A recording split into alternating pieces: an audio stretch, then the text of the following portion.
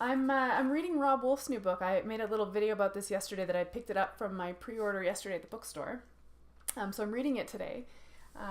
Rob Wolf is a great author, by the way. If you're really interested in learning a bit more about like the biochemistry of metabolism and appetite regulation, he's the guy to read. He's a biochemist by trade, and he's also just a really good writer. Even though he's a super smart science guy, when he writes a book, you'll get it. You'll love reading it. It's always fun and enjoyable and engaging, and you're also going to get the information. So I was reading it tonight, and I just got to this part that I wanted to share with you because it made me chuckle a little bit, and I want to explain to you why.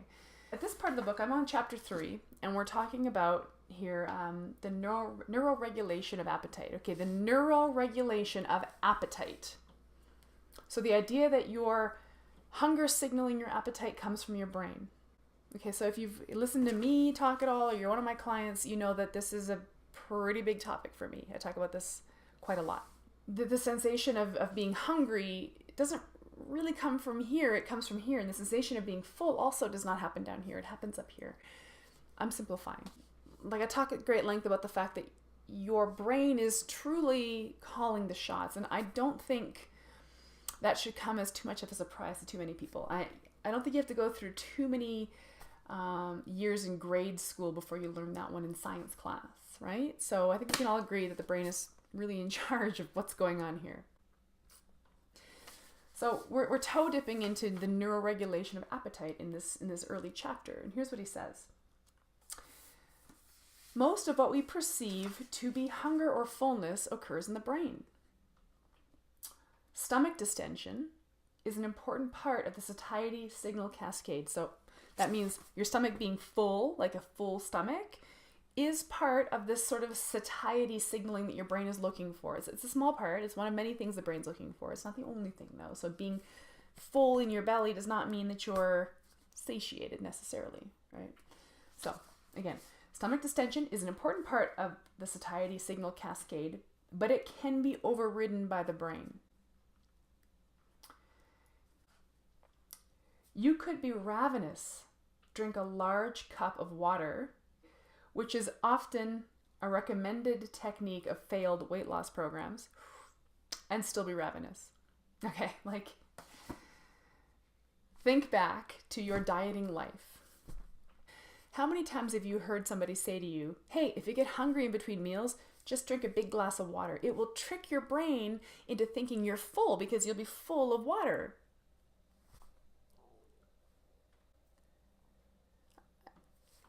Guys, like, come on. Please tell me.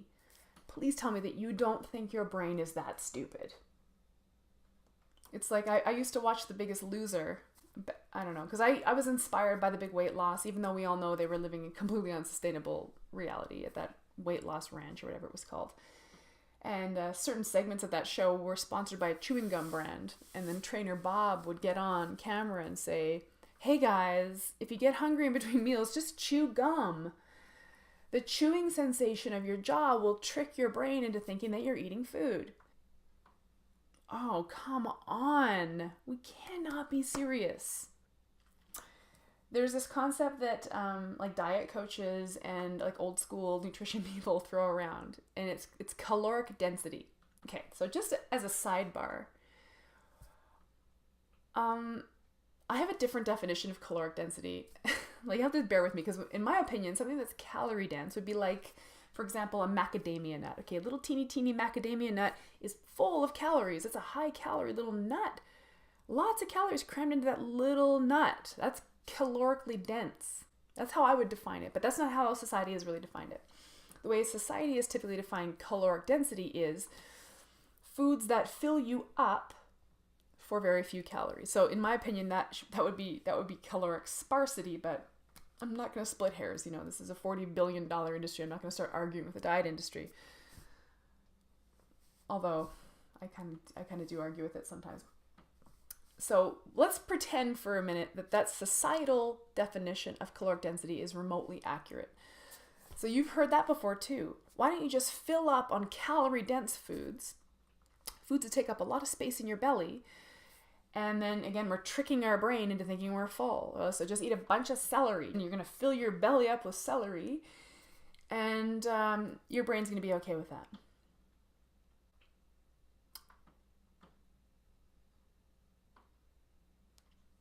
Your brain, your brain knows that that's 50 calories worth of celery. You didn't fool your brain. The brain's going to take one look at that and say, yeah, that's not going to do. I'm feeding the cells here. If you wouldn't mind getting some more food downrange, then that would be great.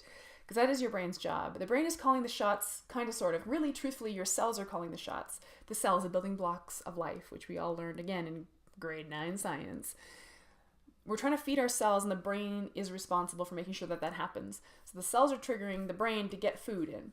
Now, whether or not your cells can accept the fuel from food, that's a whole other topic that I'm not going to get into in this particular video. But suffice it to say, your brain has a very important job: survival of your thing.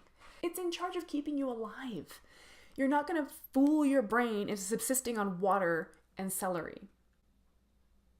There is a lot more to appetite regulation than filling your gut full of low-calorie things. That obviously didn't work, but it's just humorous when you think about it. I hope when you're listening to this, you're like, oh God, why did I ever believe that? Foolishness. You guys, I really encourage you to get this book. This is the stuff that I talk about at great length, but obviously Rob Wolf does it way better than I do. He's already a New York Times bestselling author. He wrote the Paleo Solution. So just before you freak out, because I just said the P word, this is not a paleo book. And in the intro to this book, he says, look, I get it. The paleo diet has been labeled a fad diet, and I wrote a book about it. He's like, I get it. I'm one of the guys who wrote one of the books about that fad diet. This book is not about that. He kind of dismisses paleo for a bit and says, let's actually talk about your brain and your body as the fascinating machinery that it is. Let's talk about the hormones that are actually at the heart of your appetite. Let's talk about the neurotransmitters. Let's talk about neuroregulation of food. We're going to talk about how you're wired to eat genetically. You're wired to eat anything that's not nailed down. It's really not your fault. In fact, there's a chapter in this book, chapter I think 2, is entitled, It's Not Your Fault. And I've said that to my clients from the get-go. Hey, look, all this abdominal weight you're carrying, this weird relationship you have with food, this crazed diet mentality, these sweets, cravings, whatever it is, it's not really your fault. There's biochemistry at work. That's actually kind of a liberating realization, is that you are kind of at the mercy of what's happening inside your very smart, very capable body as it tries to enable you to survive in the world. You're wired to eat. You want to learn how? Get this book. It's $35.99 Canadian. Go get it. Or you can buy me a green tea and I'll sit and talk your face off for 2 hours about this crap. Your choice.